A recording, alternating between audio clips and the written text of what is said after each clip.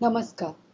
ठाणे महानगरपालिका शिक्षण विभाग आणि कॅपजेमिनी यांच्या संयुक्त विद्यमाने व्हर्च्युअल क्लासरूममध्ये आपणा सर्वांचं स्वागत.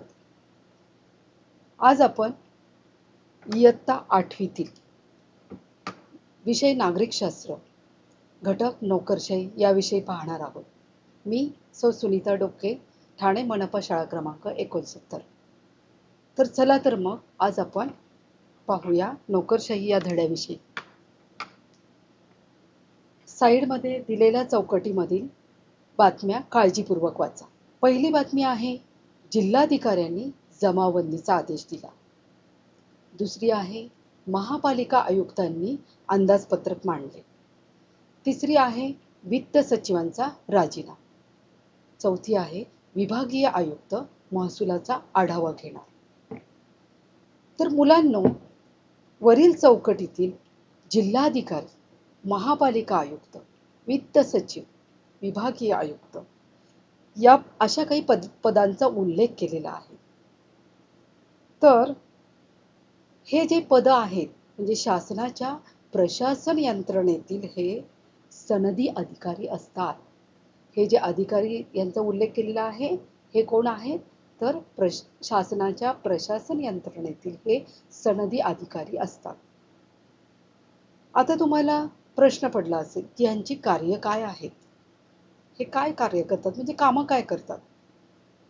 तर आपण जो तिसरा पाठ पाहिला त्याच्यामध्ये कार्यकारी मंडळाचा जो भाग, त्या प्रकरणातील भाग पाहिला त्याच्यामध्ये आपण पाहिलेलं आहे की कार्यकारी मंडळ जे आहे त्याची भूमिका स्पष्ट केलेली आहे त्या पाठामध्ये. कार्यकारी मंडळामध्ये पंतप्रधान आणि त्यांचं मंत्रिमंडळ. तसंच मंत्रिमंडळ हे काय करतं तर नवीन कायद्याचे प्रस्ताव तयार करतं. तसंच काही धोरणं ठरवतं. धोरणं ही समाजाच्या विकासासाठी असतात. तसंच नवीन कायदे तयार केले जातात, त्याचे प्रस्ताव तयार केले जातात, ते देखील समाजाच्या हितासाठी असतात. तर अशा प्रकारच्या या समाजाच्या हितासाठी जेव्हा कार्य करत असतात तर त्याच्यासाठी हे काही कायदे तयार केले जातात आणि त्या कायद्यांची अंमलबजावणी कोण करतं? त्यासाठी हे जे कार्यकारी मंडळ असतं त्याच्या नियंत्रणाखाली एक प्रशासकीय यंत्रणा असते आणि त्या प्रशासकीय यंत्रणा म्हणजेच नोकरशाही म्हणून ओळखली जाते. आणि मी जे वरील अधिकाऱ्यांचा उल्लेख किंवा पदांचा उल्लेख केला ते ह्या शासन यंत्रणेतील सनदी अधिकारी म्हणजेच नोकरशाही वर्गातील व्यक्ती आहोत. तर बघा मित्रांनो, आपल्या देशामध्ये संसदीय लोकशाही आहे. तसेच इतरही देशांमध्ये अध्यक्षीय लोकशाही असेल, कुठे संसदीय लोकशाही आहे. तर त्या प्रत्येक देशाला 2 मूलभूत कार्य असतात. त्याच्या देशाच्या साठी काम करण्यासाठी, समाजाची व्यवस्था पाहण्यासाठी 2 मूलभूत कार्य असतात. त्यातलं पहिलं कार्य आहे की परकीय आक्रमणापासून संरक्षण व अंतर्गत सुरक्षा धोरण. म्हणजे काय? उदाहरणार्थ, आपण भारतीय आहोत. आपल्या आजूबाजूला इतर अनेक देश आहेत. चीन आहे किंवा पाकिस्तान आहे. तर ह्या देशांपासून आपलं संरक्षण कोण करतात बरं? तर आपलं सैन्य दल हे नेहमी सज्ज असतं आणि ते आपल्या देशाची आपल्या परकीय आक्रमणापासून आपलं संरक्षण करत असतं. तसंच अंतर्गत सुरक्षा देखील असते आपली. अंतर्गत सुरक्षा आपलं कोण करतं? अंतर्गत नागरिकांचं जीवन हे सुरळीतपणे चालावं, त्याला संरक्षण मिळावं यासाठी कुठली यंत्रणा? पोलीस यंत्रणा. तर ही जी पोलीस यंत्रणा आहे किंवा ही जी आपल्या देशाचे जे सैन्य आहे यासारखी जी सेवा आहे याला लष्करी सेवा असं म्हटलं जातं. आणि दुसरं मूलभूत कार्य जे आहे आपलं ते काय आहे? अंतर्गत सोयी सुविधा पुरवणं. नागरिकांचं दैनंदिन जीवन हे अतिशय सुरळीतपणे चालावं यासाठी अंतर्गत सुविधा, देशांतर्गत सुविधा पुरवणं हे देखील महत्त्वाचं कार्य आहे. हे दोन महत्त्वाची कार्य म्हणजे संरक्षण यंत्रणा, दुसरं नागरिकांना विविध सेवा पुरवणं, उदाहरणार्थ पाणी पुरवठा, आरोग्य सेवा किंवा आत्ताच आपण पाहिलं कोविडमध्ये ही जी नैसर्गिक आपत्ती आपल्यावर आली त्यासाठी शासनाने किती मोठी जबाबदारी उचलली आणि आपल्या देशातील नागरिकांचं त्या आजारापासून कसं संरक्षण होईल हे पाहिलं किंवा कमीत कमी हानी व्हावी याविषयी पाहिलं. तर अशा प्रकारे ह्या दोन सेवा असतात. एक लष्करी सेवा आणि दुसरी जी प्रशासकीय यंत्रणा असते तिला सनदी सेवा असं म्हणतात. आणि ह्या सनदी सेवकांच्या या मोठ्या यंत्रणेला नोकरशाही असंही म्हटलं जातं. बघा आता संसदेमध्ये किंवा लोकशाहीमध्ये, संसदीय लोकशाहीमध्ये लोकांनी निवडून दिलेले प्रतिनिधी आणि मंत्री यांच्यावर प्रशासनाची जबाबदारी असते. त्यांनी प्रशासन करायचं असतं, त्यांनी प्रशासन चालवायचं असतं. त्यासाठी शासनाची विविध खाती असतात. उदाहरणार्थ आरोग्य खातं, शिक्षण खातं, महिला व बालकल्याण यांचं खातं यासारख्या अनेक खाती असतात आणि त्या खात्यांचा कारभार त्यावर एक मंत्री नेमला जातो. प्रत्येक खात्याचा एक मंत्री असतो आणि तो प्रत्येक खात्याचा मंत्री त्या खात्याचा काय करत असतो? कारभार पाहत असतो. तो त्या खात्याचा राजकीय प्रमुख असतो. जनतेचा प्रतिनिधी या नात्याने त्याला सर्व गोष्टींची माहिती असते. त्याला व्यापक लोकहित काय आहे याविषयी देखील माहिती असतं. म्हणजे समाजाचं कल्याण कशामध्ये आहे किंवा या समाजासाठी कोणत्या गोष्टी केल्या पाहिजेत ह्या त्या मंत्र्यांना व्यवस्थितपणे माहिती असतं. म्हणजे सामाजिक लोकहित, व्यापक लोकहित त्यांना माहिती असतं. अशासाठी वेगवेगळ्या खात्याची मंत्री त्याप्रमाणे कारभार करत असतात. परंतु नुसते तेच कारभार करतात का? तर नाही. त्या मंत्र्यांच्या म्हणजे त्या खात्याचे जे मंत्री असतात त्या खात्याचे काही सचिव असतात. सचिव हे काय करत असतात? मंत्र्यांना सल्ला देत असतात. बघा, तर सचिव हे मंत्र्यांना सल्ला देतात.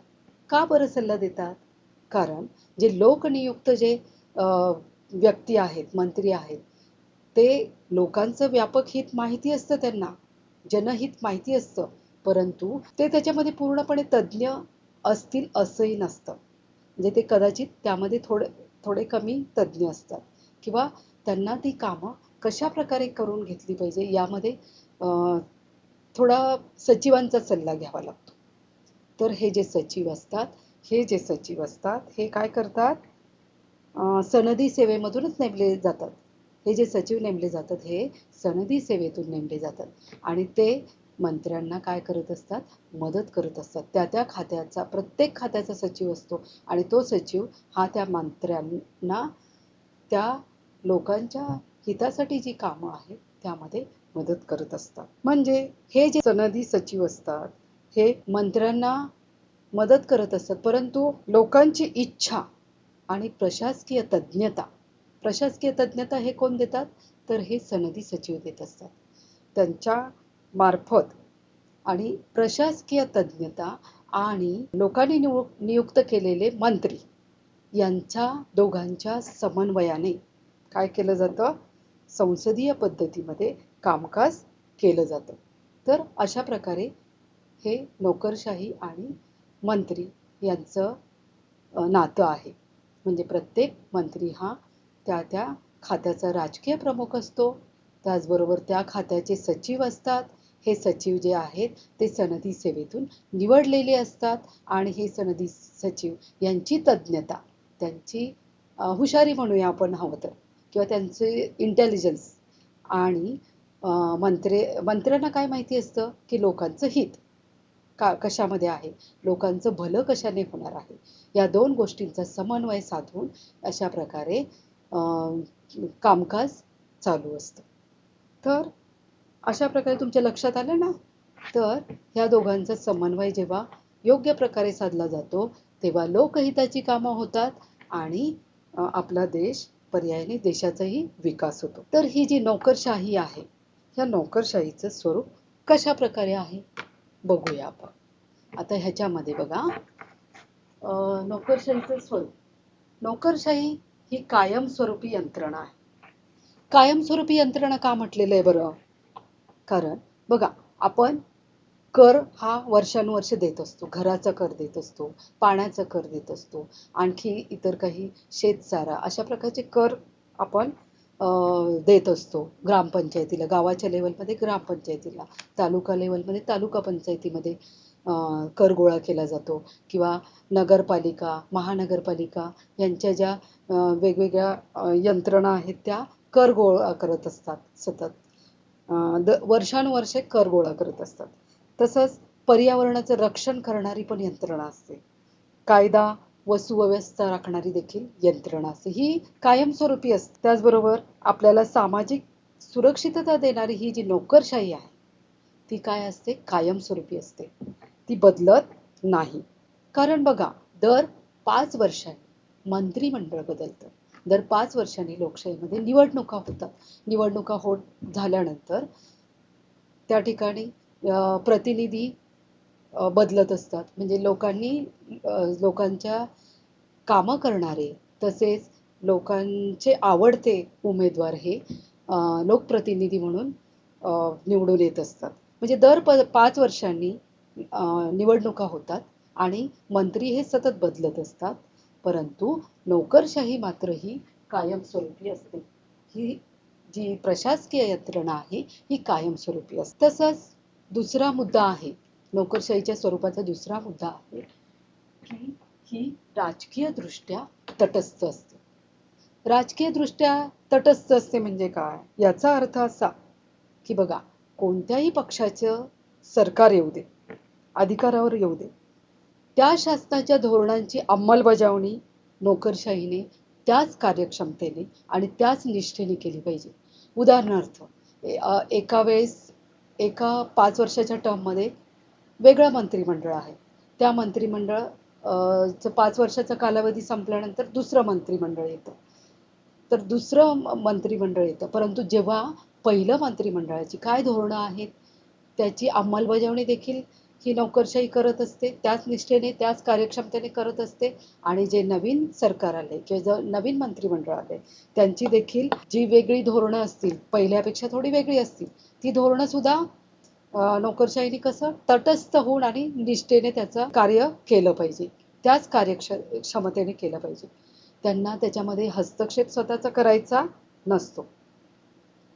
तर अशा प्रकारे त्या संदर्भामध्ये सनदी सेवकांनी राजकीय भूमिका ह्या घ्यायच्या नसतात किंवा आपल्या राजकीय मतानुसार कारभार करायचा नसतो. त्याची अंमलबजावणी करायची नसते. एखादा पक्ष निवडणूक, मी आताच सांगितलं, एखादा पक्ष निवडणूक हरल्यानंतर काय होतो? सत्तेवरून दूर होतो व दुसऱ्या पक्षाचं सरकार त्या ठिकाणी अधिकारावर येतं. म्हणून पहिल्या सरकारची काही जी धोरणं आहेत त्या धोरणानंतर सरकार बदललेलं असतं की नाही, मग ती दुसऱ्या मंत्रिमंडळाला ती धोरणं कदाचित मान्य नसतील किंवा त्याच्यामध्ये आणखी सुधारणा त्यांना करायच्या असतील. तर जी काही ध्येय धोरणं आहेत त्या ध्येय धोरणानुसार नोकरशाहीला मात्र त्याप्रमाणे वागावं लागतं आणि त्याप्रमाणे आपलं कार्य करावं लागतं. त्याच निष्ठेने आणि त्याच कार्यक्षमतेने त्यांना आपलं कार्य पुढे न्यायचं असतं. तिसरा जो स्वरूप आहे नोकरशाहीचं ते आहे अनामिकता. बघा, अनामिकता म्हणजे काय? अनामिक म्हणजे काही नाव न दिलेलं. म्हणजेच अनामिकता म्हणजे समजा एखाद्या धोरणाचं एखादं कार्य आहे किंवा एखादं धोरण आहे, त्याच्यामध्ये यश आलं किंवा अपयश आलं, तर हे कुणामुळे आलं? मग त्यासाठी त्या नोकरशाहीला जबाबदार धरलं जात नाही. तर जबाबदार कोण असतं त्याचं? त्या खात्याचा जो राजकीय प्रमुख असतो, मंत्री, त्या अपयशाला किंवा यशाला तो राजकीय प्रमुख म्हणून मंत्री जबाबदार असतात. त्यामध्ये नोकरशाहीला जबाबदार धरलं जात नाही. किंवा सनदी सेवक, हे जे सेवक आहेत म्हणजे सचिव आहेत, त्यांच्यावर जाहीरपणे टीका होत नाही. तसंच काही गैरव्यवहार होतात. त्या गैरव्यवहारांसाठी सुद्धा संसदेमध्ये सनदी अधिकाऱ्यांना जबाबदार धरलं जात नाही. तर ह्या सगळ्याचं उत्तरदायित्व कोण स्वीकारतात? तर त्या त्या राजकीय त्या त्या खात्याचे मंत्री, जे त्या खात्याचे राजकीय प्रमुख असतात. म्हणून नोकरशाहीला ते एक प्रकारे संरक्षणच देत असतात. म्हणजे कुठलीही कामं, ध्येय धोरणं आहे, हे कोण ठरवतं? मंत्रिमंडळ ठरवतं. परंतु त्याची अंमलबजावणी मात्र कोण करतं? नोकरशाही करतं. परंतु त्या अंमलबजावणी करत असताना त्यामध्ये जर यश किंवा अपयश आलं, तर याला सर्वस्वी जबाबदारी याची मंत्री घेतात. आणि ह्याच्यामध्ये नोकरशाहीचा किंवा सनदी अधिकाऱ्यांचा कुठेही नावाचाही उल्लेख होत नाही. म्हणजेच त्यांचं स्वरूप कसं असतं? अनामिक. अनामिकता त्यामध्ये असते. आता भारतातील नोकरशाहीचं महत्त्व. भारतातील नोकरशाहीचं काय महत्त्व आहे बरं? भारतातील नोकरशाहीची रचना ही कशी आहे? व्यापक आहे. व्यापक म्हणजे मोठी आहे. गुंतागुंतीची आहे. व्यापक व गुंतागुंतीची आहे. स्वातंत्र्योत्तर काळापासून म्हणजे बघा आपल्याला जवळजवळ 75 वर्ष झालेली आहे. हे 75वं वर्ष आपलं चालू आहे आणि या स्वातंत्र्योत्तर काळापासून ही नोकरशाही जी आहे ती त्यामुळे नोकरशाहीमुळे म्हणजे जे काही अनेक महत्त्वाचे बदल झालेले आहेत ते या नोकरशाहीमुळे झालेले आहेत. म्हणजे जे बदल करण्यात आले, जी ध्येय धोरणं होती, त्यांची अंमलबजावणी या नोकरशाही या यंत्रणेने अतिशय प्रभावीपणे केलेली आहे. म्हणजे अतिशय उत्कृष्टरित्या केलेली आहे. त्यामुळे आपल्याला आज एक चांगलं सामाजिक बदल झालेला दिसून येतो. कारण जे भारतीय नोकरशाहीने जे धोरणं अंमलबजावणीतून काय केलेलं आहे? थेट नागरिकांपर्यंत आणले आहेत. त्यामुळे आपली जी राजकीय व्यवस्था आहे, त्या राजकीय व्यवस्थेला काय मिळालेलं आहे? स्थैर्य मिळालेलं आहे. स्थिरता मिळालेली आहे. उदाहरणार्थ पाणी पुरवठा, सार्वजनिक स्वच्छता यासारख्या बाबी आहे किंवा वाहतूक असू दे, शेती आहे, आरोग्य आहे, यासारख्या अनेक गोष्टी आहेत. प्रदूषणास प्रतिबंध आहे.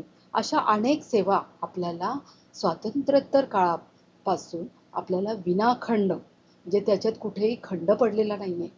आपण बघतो तर 5 वर्षांनी निवडणुका होतात. परंतु आता हे सरकार आहे आणि ह्या काळामध्ये आपल्याला भरपूर पाणी मिळालंय किंवा चांगल्या आरोग्य सुविधा मिळाल्यात आणि नंतर दुसरं सरकार आले आणि आपल्याला सुविधा मिळणं बंद झाले असं होतं का? नाही.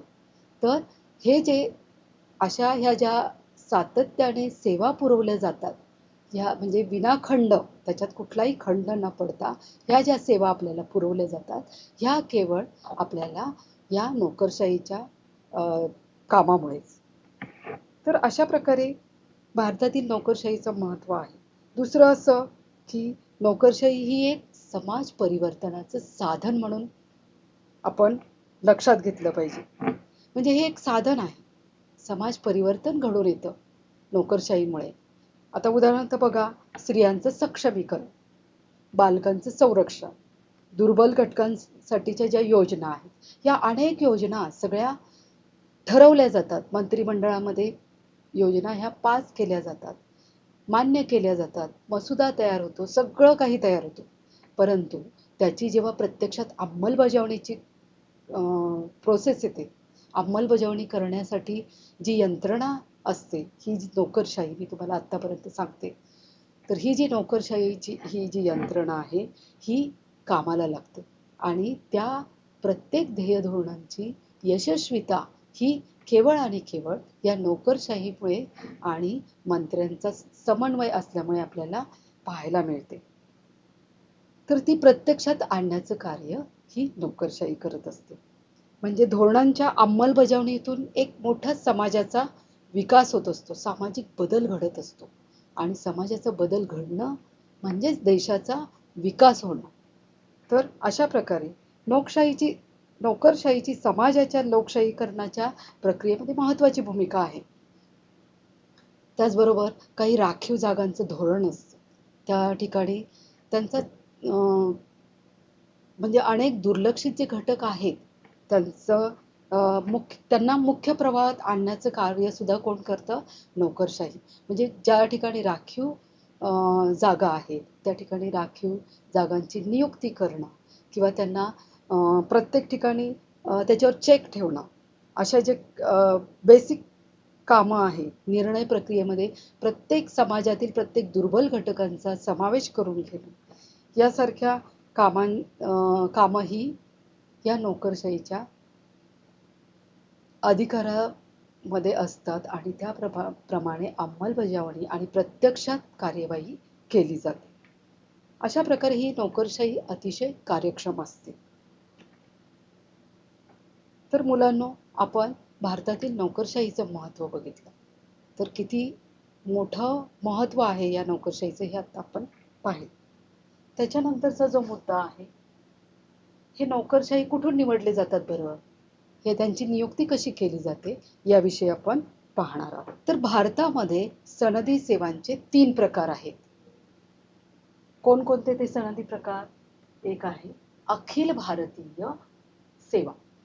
अखिल भारतीय सेवा ह्याच्यामध्ये 2 प्रमुख पदांचा उल्लेख आहे. त्याच्यामध्ये भारतीय प्रशासकीय सेवा IAS. IAS म्हणजे Indian administrative services. Indian administrative services. भारतीय पोलीस सेवा म्हणजे इंडियन पोलीस सर्व्हिसेस. या 2 घटकांचा समावेश होतो. दुसरी जी सनदी सेवा आहे ती आहे केंद्रीय सेवा. केंद्रीय सेवा यामध्ये 2 अधिकाऱ्यांचा समावेश होतो. त्याच्यामध्ये भारतीय महसूल सेवा IRS, इंडियन रेव्हेन्यू सर्व्हिसेस. दुसरी भारतीय विदेश सेवा म्हणजे इंडियन फॉरेन सर्व्हिसेस. या 2 सेवांचा समावेश होतो. त्यानंतर तिसरी जी सेवा आहे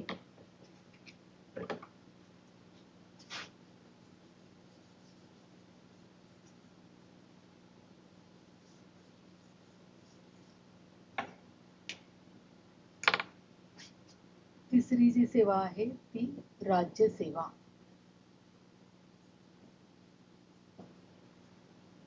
राज्य सेवा ह्याच्यामध्ये उपजिल्हाधिकारी, गटविकास अधिकारी, तहसीलदार इत्यादी प्रशासकीय अधिकारी यांचा समावेश असतो. तर आता ह्या 3 प्रकारच्या ज्या सेवा आहेत, अखिल भारतीय सेवा, केंद्रीय सेवा, राज्य सेवा, त्याच्यापैकी अखिल भारतीय सेवा ही भारतीय प्रशासकीय सेवा आहे आणि त्याच्यामध्ये मी सांगितल्याप्रमाणे IAS, IPS आणि IFS, आणखीन एक इंडियन भारतीय वनसेवा यांचा देखील याच्यामध्ये समावेश असतो. IFS भारतीय वनसेवा. दुसरी जी आहे केंद्रीय सेवा, त्याच्यामध्ये केंद्र शासनाच्या ह्या ज्या सेवा आहेत ह्या केंद्र शासनाच्या अखत्यारीत येतात आणि ह्या अखिल भारतीय सेवा ह्या भारतीय सेवेच्या अखत्यारीमध्ये येतात. आणि तिसरी जी आहे राज्य सेवा, ही राज्य सेवा राज्य शासनाच्या अखत्यारीमध्ये येतात. त्याच्यामध्ये उपजिल्हाधिकारी, गटविकास अधिकारी, तहसीलदार इत्यादी. आता बघा ह्यांची जी निवड होत असते याच्यामध्ये गुणवत्ता आणि कार्यक्षमता या निकषांच्या आधारे हे निवडले जातात. तर ह्या ज्या 3ही प्रकारच्या ज्या सेवा आहेत ह्या सेवामध्ये भाग घेण्यासाठी किंवा ह्या सेवांमधील उमेदवार निवडण्यासाठी त्या उमेदवारांना अगोदर स्पर्धा परीक्षा द्याव्या लागतात. त्या स्पर्धा परीक्षामधून या सनदी सेवकांची निवड केली जाते. म्हणून भारतीय संविधानाने लोकसेवा आयोग यासारखा आयोग नेमलेला आहे आणि या लोकसेवा आयोगासारख्या स्वतंत्र यंत्रणा निर्माण केलेल्या आहेत आणि त्या यंत्रणा या स्पर्धा परीक्षा घेत असतात. केंद्रीय पातळीवर, राज्य पातळीवर अशा 2 पातळींवर या यंत्रणा स्पर्धा परीक्षा घेत असतात. तर बघा, केंद्रीय लोकसेवा आयोग UPSC, केंद्रीय लोकसेवा आयोग UPSC अखिल भारतीय सेवा व केंद्रीय सेवांसाठी निवड करतं. त्याचबरोबर महाराष्ट्र लोकसेवा आयोग म्हणजे MPSC महाराष्ट्रातील सनदी सेवांसाठी स्पर्धा घेतल्या जातात, स्पर्धा परीक्षा घेतल्या जातात आणि त्या स्पर्धा परीक्षांद्वारे उमेदवार निवडले जातात. हे राज्य पातळीवर आहे. तर अशा प्रकारे हे उमेदवार स्पर्धा परीक्षा देतात, म्हणजे केंद्रीय पातळीवर UPSC आणि राज्य पातळीवर म्हणजे महाराष्ट्र राज्य पातळीवर MPSC असं प्रत्येक राज्याच्या पातळीवर लोकसेवा आयोगाद्वारे स्पर्धा परीक्षा घेतल्या जातात. त्याच्यामध्ये देखील बघा, नोकरशाही आणि संधी सेवांमधूनही समाजातील सर्व घटकांना त्यामध्ये समाविष्ट केलं जातं. उदाहरणार्थ या सनदी सेवांमध्ये येण्यासाठी महिलांना देखील हे केलं जातं, संधी दिली जाते. त्याचबरोबर अनुसूचित जाती, अनुसूचित जमाती, दिव्यांग व्यक्ती या सर्वांना, तसंच महिला यांना देखील आरक्षण दिलं जातं आणि त्यांना देखील संधी या स्पर्धा परीक्षांमध्ये बसण्याची आणि त्यानंतर निवडून आल्यानंतर त्यांना त्या स्पर्धा परीक्षांमधून चांगल्या प्रकारे गुणवत्ता त्यांनी प्राप्त केल्यानंतर त्यांची निवड आपल्या प्रशासन यंत्रणेमध्ये केली जाते. आणि सामाजिक विषमतेमुळे दुर्बल घटक सनदी सेवेतील सुविधांपासून वंचित राहू नये म्हणून ही तरतूद करण्यात आलेली आहे. म्हणजे महिलांना आरक्षण देण्यात आलेलं आहे. त्याचबरोबर अनुसूचित जाती, अनुसूचित जमाती, दुर्बल घटक तसंच दिव्यांग अशा सर्वांना या स्पर्धा परीक्षेमध्ये सनदी सेवेसाठी स्पर्धा परीक्षेसाठी संधी देण्यात आलेल्या आहेत आणि त्यांच्यासाठी आरक्षण यामध्ये आरक्षणाची तरतूद करण्यात आलेली आहे. पुढचा मुद्दा आहे मंत्री व सनदी सेवक.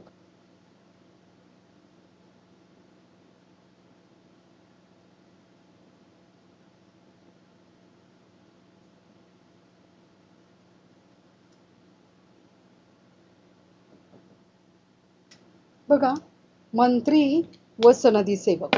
मंत्री व सनदी खात्याचे सेवक किंवा सचिव आपण म्हणूया. त्याच्यामध्ये उपसचिव देखील असतात. म्हणजे मंत्री, सचिव, उपसचिव या पदांवरील व्यक्ती यांच्यामधले संबंध कशा प्रकारचे हवेत बरं? कारण कुठलीही ध्येय धोरणं, कुठलीही योजना, कुठलंही समाजाचं हित करणारं जे काम आहे ते काम व्यवस्थितपणे पार पाडण्यासाठी मंत्री, त्याचबरोबर त्यांचे सचिव, त्या खात्याचे सचिव, उपसचिव यांच्यामध्ये एक प्रकारची एकवाक्यता असायला हवी. त्यांच्यातील संबंध हे कसे असायला हवेत? चांगल्या प्रकारचे असायला हवेत. कारण त्यावरच त्या खात्याची कार्यक्षमता काय केली जाते? हे केली जाते. कार्यक्षमता अवलंबून असते. त्या खात्याची कार्यक्षमता ही कुणावर अवलंबून असते? तर त्या खात्याचे मंत्री आणि त्या खात्याचे सचिव आणि उपसचिव यांच्यावर. आता एखाद्या खात्यामध्ये निर्णय घेण्याचं काम कोण करतं? मंत्री करतात. परंतु त्यांना निर्णय घेत असताना तो जो समाजोपयोगी जो निर्णय आहे, तो निर्णय घेत असताना त्याची अंमलबजावणी करण्यासाठी किंवा तो निर्णय घेत असताना त्याच्याविषयी जी आवश्यक सर्व माहिती आहे, ती सर्व माहिती त्यांना कुणाकडून मिळते? तर सनदी अधिकाऱ्यांकडून मिळते, सचिवांकडून मिळते आणि हे सचिव ती सगळी माहिती त्यांना पुरवतात. त्याचबरोबर एखाद्या योजनेसाठी किती आर्थिक तरतूद आहे, आर्थिक म्हणजे पैशाच्या बाबतीत, म्हणजे एखादं काम आहे किंवा एखादं धोरण आहे त्याच्यासाठी किती आर्थिक तरतूद करण्यात आलेली आहे, त्या आर्थिक तरतुदीनुसार त्या कामाची प्लॅनिंग किंवा त्या कामाची योजना कशा प्रकारे राबवता येईल हे जे करण्यासाठी मंत्र्यांना कुणाचा सल्ला घ्यावा लागतो? तर सचिवांचा सल्ला घ्यावा लागतो. कारण सचिवांना ही सर्व माहिती असते. किंवा एखादं धोरण जे आहे ते त्याचं यश, एखादं धोरण आधीच्या सरकारने राबवलेलं आहे, मग तेच धोरण पुढे न्यायचं असेल किंवा त्याबाबत आणखी काही कार्यवाही करायची असेल नवीन मंत्रिमंडळाला, तर त्या मंत्रिमंडळाला हे जाणून घ्यायचं असतं की आधीच्या कामामध्ये यश आलंय की अपयश आलंय, किंवा त्याचा इतिहास जाणून घेण्यासाठी कुणाची गरज असते, तर सचिवांची गरज असते, म्हणजेच सनदी अधिकाऱ्यांची गरज असते. तर अशा प्रकारे हे मंत्री जे आहेत यांना व्यापक लोकहित माहिती आहे, सर्व माहिती आहे, ते समाजाचा विकास करत असतात, परंतु त्यांना या बाबतीत मात्र समाजाचा विकास करत असताना ध्येय धोरणं, वेगवेगळ्या योजना राबवण्यासाठी त्यांना कुणावर अवलंबून राहावं लागतं, तर सचिवांवर अवलंबून राहावं लागतं. म्हणून मंत्र्यांनी नेहमी मंत्री आणि सचिव यांच्यामधील जो संबंध आहे तो कसा पाहिजे, पारदर्शक आणि एकमेकांवर विश्वास. त्याचबरोबर हे जर असेल, याचा चांगला समन्वय साधला गेला तर निश्चितच कामही खूप व्यवस्थितपणे पार पडतात आणि लोकांचं हित साधलं जातं, लोकांचं कल्याण होतं, पर्यायाने देशाचं कल्याण होतं. तर अशा प्रकारे मंत्री व सनदी सेवक यांच्यामधील नातं हे पारदर्शक आणि त्यांच्यातील संवाद देखील योग्य प्रकारे असला पाहिजे. तर मला वाटतं की हे जे सगळे मुद्दे मी आपणास स्पष्ट केले तर ते तुम्हाला समजले असतील. तर त्यावरील स्वाध्याय आपण पाहूया. बघा, स्वाध्याय दिलेला आहे, ह्याच्यामध्ये बघा, पुढील विधाने चुकी बरोबर ओळखून चुकीची विधाने दुरुस्त करून लिहा. पहिला आकडा आहे, संसदीय लोकशाहीत लोकांनी निवडून दिलेले प्रतिनिधी आणि मंत्री यांच्यावर प्रशासनाची जबाबदारी असते. आता हे विधान चूक आहे की बरोबर आहे? बरोबर आहे. संसदीय लोकशाहीत लोकांनी निवडून दिलेले प्रतिनिधी आणि मंत्री यांच्यावरच प्रशासनाची जबाबदारी असते. हे मी तुम्हाला आधीच्या भागामध्ये विशद केलेलंच आहे. दुसरं आहे, केंद्रीय लोकसेवा आयोग UPSC महाराष्ट्रातील सनदी सेवासाठी स्पर्धा परीक्षेद्वारे उमेदवार निवडतात. हे जे दुसरं विधान आहे हे चूक आहे. केंद्रीय लोकसेवा आयोग UPSC हे भारतीय सनदी सेवेसाठी उमेदवार निवडतात. नंतरचे जे विधान आहेत बघा, प्रश्न दुसरा, पुढील विधाने सकारण स्पष्ट करा. सनदी सेवांमध्येही राखीव जागांचे धोरण आहे. बरोबर आहे. सनदी सेवांमध्ये राखीव जागांचे धोरण का बरं आहे? तर समाजातील विषमता दूर व्हावी यासाठी सर्व अनुसूचित जाती, जमाती, दिव्यांग, महिला या सर्वांचा समावेश होण्यासाठी त्यांच्यासाठी आरक्षण राबवण्यात आलेलं आहे आणि सनदी सेवांमधील देखील त्यांचं राखीव जागांचं धोरण राबवण्यात आलेलं आहे. कारण सर्व आपला जो समाज आहे तो समाजातील प्रत्येक घटक या प्रवाहामध्ये येणं गरजेचं आहे. कुणावरही अन्याय होता कामा नये. दुसरं आहे, सनदी सेवकांनी राजकीय दृष्ट्या तटस्थ असणं गरजेचं आहे. बघा, सनदी सेवकांनी राजकीय दृष्ट्या तटस्थ असणं गरजेचं आहे. मी मगाशीच सांगितलंय की सनदी सेवक हा सातत्याने काम करणारी यंत्रणा आहे. कुठलंही सरकार येवो, कुठल्याही सरकाराची ध्येय धोरणं असू देत, ती ध्येय धोरणं त्याच कार्यक्षमतेने आणि त्याच निष्ठेने त्याच्यामध्ये स्वतःचं राजकीय मत न टाकता, स्वतःच्या ह्याच्याने न करता त्याची अंमलबजावणी ही त्या धोरणानुसार निष्ठेने केली पाहिजे. म्हणून सनदी सेवक हे राजकीय दृष्ट्या तटस्थ असणं गरजेचं आहे. तिसरं आहे, सनदी सेवांचे प्रकार. मी मगाशीच सांगितलं, सनदी सेवांचे 3 प्रकार आहेत. एक आहे अखिल भारतीय सनदी सेवा, त्याच्यामध्ये भारतीय प्रशासकीय सेवा IAS, भारतीय पोलीस सेवा IPS, भारतीय वनसेवा IFS, नंतर केंद्रीय सेवा त्याच्यामध्ये भारतीय विदेश सेवा IFS, भारतीय महसूल सेवा IRS आणि तिसरी जी आहे राज्यसेवा त्याच्यामध्ये उपजिल्हाधिकारी, गट गटविकास अधिकारी आणि तहसीलदार या प्रशासकीय सेवांचा अधिकाऱ्यांचा स्पर्धा परीक्षांमधून निवड केली जाते.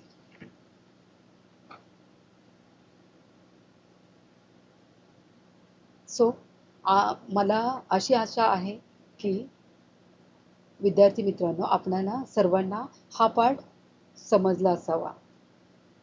धन्यवाद.